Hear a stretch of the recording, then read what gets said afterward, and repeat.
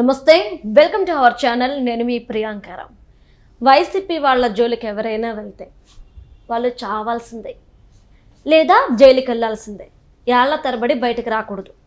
ఇది నేను చెప్తున్న మాట కాదు. ఈరోజు వైసీపీ వాళ్ళకి సంబంధించిన కేసుల్లో జరుగుతున్న ఇన్సిడెంట్స్ అన్నీ ఇలానే ఉన్నాయి.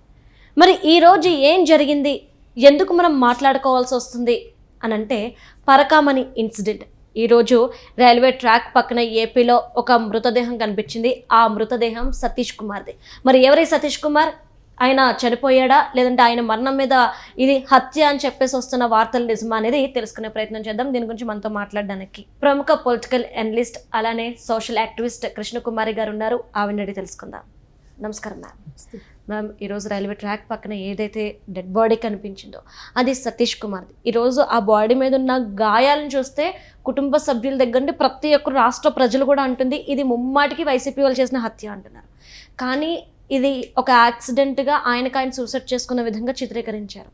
వాస్తవం ఏంటి? అసలు ఈ సతీష్ కుమార్కి ఈ పరకామణికి ఉన్న సంబంధం ఏంటి మేడం? ఇప్పుడు మనందరికీ తెలిసిందే, పరకామణి అంటే తిరుపతి హుండీ లో పడిన డబ్బుల్ని లెక్క వేసే ఒక కార్యక్రమాన్ని, ఆ మొత్తం వ్యవస్థని పరకామణి వ్యవస్థ అంటారు.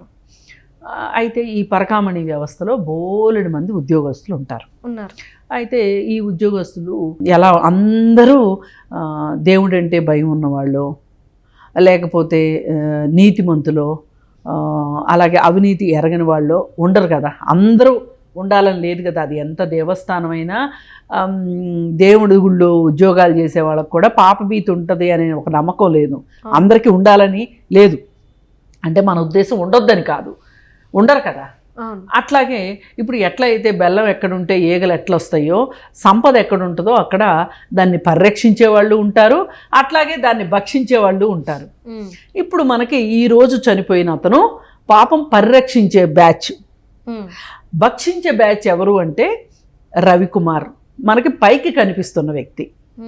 అతను విదేశీ కరెన్సీని, మనకి దేవుడికి వచ్చిన విదేశీ ద్రవ్యం ఏదైతే ఉంటుందో, కరెన్సీ ఏదైతే ఉంటుందో దానిని అతను పక్కదారి పట్టించాడు. ఎందుకంటే ₹1 మన భారతదేశ కరెన్సీ తీసుకున్నాడు అనుకో, ₹1 వస్తుంది. అదే $1 తీసుకున్నాడు అనుకోండి, ₹80 వస్తాయి. అదే £1 తీసుకున్నాడు అనుకోండి, ₹100 పైన వస్తుంది. అదే ఎవరన్నా కువైట్ నుంచి వచ్చిన వాళ్ళు వేసారనుకోండి, డిఫరెంట్గా ఉంటుంది. ఈ విధంగా అతను ఏం చేశాడు అంటే, అతని ధ్యాస అంతా విదేశీ కరెన్సీ మీద పడింది. అతని దృష్టి. అతను పట్టుకెళ్తున్నాడు, రోజు కాస్త పట్టుకెళ్తున్నాడు. పట్టుకెళ్ళి అది కూడబెట్టి ఆశ్చర్యపోతారు, 1400 కోట్ల ఆస్తులు తయారు చేసుకున్నాడు. సరే, తయారు చేసుకుంటే ఇది ఒకరోజు సతీష్ అనే ఒక ఉద్యోగి సీసీటీవీలో గమనించి ఉన్నాడు. అట్లా అతను ఇప్పుడు ప్రభుత్వం అది ఇంట్లో దొంగలు పడ్డారన్నట్లు పరకామణిలోనే దొంగలు పడ్డారు. ఆ దొంగలు వీళ్ళు. ఈ దొంగల్ని కాపలా కాస్తుంది ఎవరు, రక్షించే వాళ్ళు ఎవరు అంటే ఈవో ధర్మారెడ్డి పైన వాళ్ళ బాసుకు పైన సీఎం. ఇదంతా ఒక చైను. అక్కడి నుంచి అక్కడికి వాళ్ళు ఒక రూట్ వేసుకున్నారు. రూట్ వేసుకొని అందరూ ఎవరికి దొరికింది వాళ్ళు దోచుకున్నారు టీటీడీలో. ఈ దోచుకున్న ప్రాసెస్లో నెయ్యి కల్తీ జరిగిందా, లేకపోతే ఇంకోటి జరిగిందా, ఏం జరిగింది అనేది అసలు నిజంగా వెంకటేశ్వర స్వామి వచ్చి చెప్తే తప్పితే, అంటే తవ్వే కొద్దీ పాములు బయటకు వస్తున్నాయి. ఆ పాముల్లో ఒక పాము ఈ రవికుమార్. అయితే ఇది ఏ రోజైతే బయటకు వచ్చిందో వ్యవహారం, ఏది గత ప్రభుత్వంలోనే బయటకు వచ్చినప్పుడు వీళ్ళు ఏమనుకున్నారంటే, అమ్మో ఇది బయటికి పొక్కిందంటే ప్రాబ్లం అవుతుంది, మనం ఇక్కడికిక్కడ సాల్వ్ చేసేద్దాము. ఇది కేసు అయింది, సతీష్ అనే అతను పై అధికారులకు చెప్పటం వల్ల కేసు అయ్యింది. ఈ కేసు అయిన దాన్ని మనము మరి కోర్టుకు వెళ్ళాలి కదా. రెగ్యులర్ కోర్టుకు వెళ్ళే కంటే కూడా లోక్ అదాలత్లో అయితే అవి బండిల్స్ కేసులు అవుతూ ఉంటాయి లోక్ అదాలత్లో, పరిష్కారం అయ్యే కేసులు.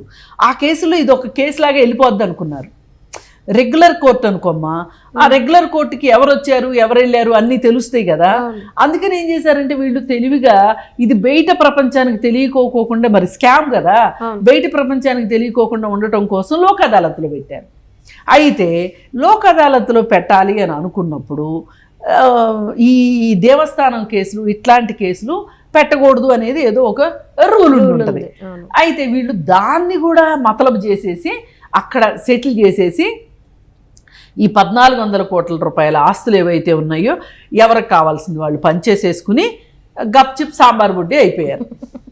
అయిపోతే ఇప్పుడు ఈ కల్తీ నెయ్యి వ్యవహారం బయటకు వచ్చిన తర్వాత ఒక్కొక్కటి ఇప్పుడు ఈ పరకామణి కేసు కూడా బయటకు వచ్చింది. బయటకు వచ్చినప్పుడు దీన్ని తవ్వి తీశారు. అయితే టీటీడీలో ఏది జరిగినా ధర్మారెడ్డికి తెలియకుండా జరగదు. ఈవో ఆయనే కదా, ఆయనకేమో టీటీడీ చైర్మన్ శుభాశీస్సులు ఉన్నాయి. అందుకని దొంగలు బయటికి రావట్లా. ఇప్పుడు ఏమైంది, ప్రభుత్వం మారింది, కల్తీ నెయ్యి వ్యవహారం వచ్చింది. మొదటగా ప్రభుత్వం మారగానే ఫస్ట్ బయటకు వచ్చింది కల్తీ నెయ్యి వ్యవహారం. అది అయిపోయిన తర్వాత ఈ పరకామణి వ్యవహారం. ఇప్పుడు ఆ కల్తీ నెయ్యి విషయంలోనూ విచారణకు హాజరయ్యాడు ఎవరు, ధర్మారెడ్డి, ఈవో ధర్మారెడ్డి. ఇప్పుడు ఈ పరకామణి కేసులో కూడా ఆయన ఉన్నాడు. సరే, ఇప్పుడు ఈ కేసుని మళ్ళీ తవ్వి తీస్తే సుప్రీంకోర్టు కూడా అబ్జెక్షన్ చెప్పింది. ఏమి మీరు సర్దేసేసుకుంటారా, మీకు అనుకూలంగా చేసుకుంటారా, ఏ కేసు ఎక్కడ సాల్వ్ అవ్వాలో తెలియదా మీకు, ఇట్లాంటి కేసు లోక్ అదాలత్లో సెటిల్ అవ్వడం ఏంటి అని చెప్పి చీవాట్లు పెట్టి, అసలు లోక్ అదాలత్లో జడ్జిమెంట్ ఇచ్చిన జడ్జి ఎవరు, ఆ జడ్జిని పట్టరండి ఫస్ట్ అన్నారు. అనేసరికి ఇప్పుడు ఈ తీగలా అయితే డొంక కదిలింది. ఈ డొంక కదిలేసరికి అసలు ఎవరి ద్వారా ఈ స్కామ్ బయటకు వచ్చింది అనేది చూస్తే సతీష్ అనే అతని ద్వారా వచ్చింది స్కామ్ బయటికి. ఇప్పుడు ఈ సతీష్ సాక్ష్యం చెప్తాడు వెళ్ళి, ఖచ్చితంగా ఐ విట్నెస్ చెప్తాడు. ఆయన చెప్పాడే అనుకో, ఈ కేసు ఇంకా బలంగా ఎంతమంది తలకు చుట్టుకుంటుందో కూడా అర్థం కాని విషయం అన్నమాట ఇది. ఇప్పుడు అతను ఒక్కడి మీదుగా వెళ్తుంది అనుకోండి, ఎవరు రవికుమార్ ఒక్కడి మీదుగా వెళ్ళే కేసు అయితే కనుక ఇంత హత్యలు చేయాల్సిన అవసరం ఉండేది కాదు. రవికుమార్ ఒక్కడిని మేనేజ్ చేసేస్తే అవసరమైతే నువ్వు జైలుకి పోరా అంటే పోయి ఉండేవాడు. కానీ ఇతను సతీష్ లొంగట్ల వాళ్ళ మాటలకి, నేను సాక్ష్యం ఇస్తాననే అంటున్నాడు. ఇతను ఉంటే డేంజరు అని చెప్పి ఇతను సాక్ష్యం చెప్పడానికి వెళతంటే అతన్ని చంపేశారు. అంటే ఇప్పుడు ఈ సాక్షి లేనంత మాత్రాన ఈ కేసు కాకుండా పోద్దా? అంటే కేసు పెట్టినాడు కూడా మెయిన్ ఏమో కదా మేడం, కావచ్చు.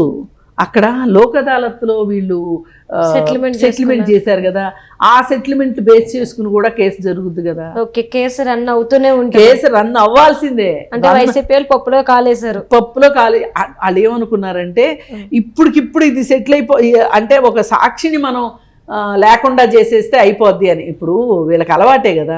వివేకానంద రెడ్డి కేసులో ఎంతమంది చచ్చిపోయారు చెప్పండి? చనిపోతూనే ఉన్నారు. ఎంతమంది ఇంక లెక్క, రేపు మాపో ఇంకెవరైనా చనిపోయినా ఆశ్చర్యపోకర్లా.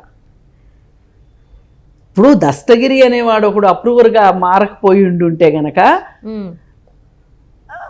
వివేకానంద రెడ్డి కేసు వెలుగులోకి వచ్చేది కాదు. వెలుగులోకి రాకపోతే ఇంతమంది సాక్షులు చచ్చిపోవాల్సిన అవసరం ఉండేది కాదు. పాపం తప్పు చేశాడు దస్తగిరి. అది ఇప్పుడు వైసీపీ వాళ్ళ దృష్టిలో దస్తగిరి తప్పు చేశాడు అంతే, ఈ కేసు బయటికి తీసుకొచ్చి. అట్లాగే ఇప్పుడు ఈ కేసులో కూడా ఈ సతీష్ అనే అతను తప్పు చేశాడు. తను కూడా కాస్త డబ్బులు పుచ్చుకొని నోరు మూసుకుని ఉండక, నీకేం పోయే కాలంరా, అసలు నువ్వెందుకు సాక్ష్యం చెప్తానని బయలుదేరావు పెద్ద పుడింగిలాగా, నువ్వు కూడా మాకలాగా నోరు మూసుకుని కూర్చోలేవా అని, నీకు ఇట్లా కాదులే, నీకు మామూలుగా చెప్తే అర్థం కావట్లేదు, గంటె గాల్చి వాత పెడితే కానీ సరిపోదు అనుకుని వాళ్ళు ఇతనికి పాపం జైలు శిక్ష వేసేసినట్టు మరణ శిక్ష వేసేశారు. వీళ్ళే కోర్టు వీళ్ళే జడ్జి కాబట్టి. ఎందుకంటే లోక్ అదాలత్లో సెటిల్ అవ్వకూడని కేసుని మామూలు నార్మల్ విధానంలో ఆర్గ్యుమెంట్స్ జరిగి నార్మల్ కోర్టులో సెటిల్ అవ్వాల్సిన విషయాన్ని వీళ్ళు తీసుకొని వచ్చి 14 కోట్ల కేసుని వీళ్ళు ఏదో ఒక చిన్న నగల దుకాణంలో దొంగతనం లాగానో లేకపోతే ఇంకేదో ఓ చిన్న ఆస్తి ఇద్దరు వ్యక్తులు ప్రైవేట్ వ్యక్తుల వ్యవహారంలో అన్నట్లుగా లోక్ అదాలత్లో సెటిల్ చేశారంటే వాళ్ళని ఏమనుకోవాలి? అంటే వాళ్ళకి ఏది తోస్తే అది, వాళ్ళకి ఏది ఉపయోగమైతే అది వాళ్ళకి నచ్చినట్టు చేసుకుంటూ వెళ్ళిపోయారు వాళ్ళు. ఇది ఈ కథ, ఈ పరకామణి కథ. ఇప్పుడు ఈ కథలో ఇంకెన్ని మలుపులు, ఇంకెంతమంది చావులు, ఇంకెంతమంది చచ్చిపోతారో మనం వేచి చూడాలన్నమాట. అంటే ఇది టు బీ కంటిన్యూడ్ మూవీ అంటారు కదా, అదే అది టు బీ కంటిన్యూడ్ స్టోరీ అనమాట. మనం వేచి చూడాలి. Right. Thank you so much. Thank you.